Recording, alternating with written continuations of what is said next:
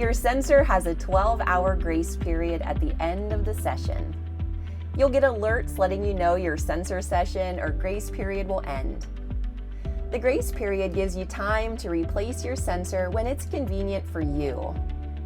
You can either end your sensor early or wait until it automatically ends.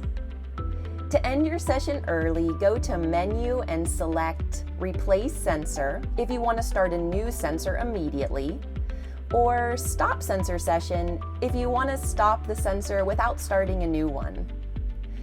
The other option is to wait until your sensor automatically ends.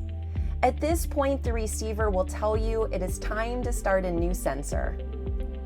To remove your sensor, peel off the patch like a bandage. Now you need to insert a new sensor. Clean your new site with an alcohol wipe. Unscrew the cap. Press and hold the applicator firmly against your skin and push the button. Then apply the overpatch. If you need a refresher on sensor insertion and overpatch application, review the printed instructions in the sensor box. Back on the receiver, confirm your sensor is inserted and enter your pairing code. Wait for your sensor to pair, select OK on the pairing complete screen, and enter into your sensor warm-up. The sensor warm-up timer lets you know when you'll start getting readings and alerts.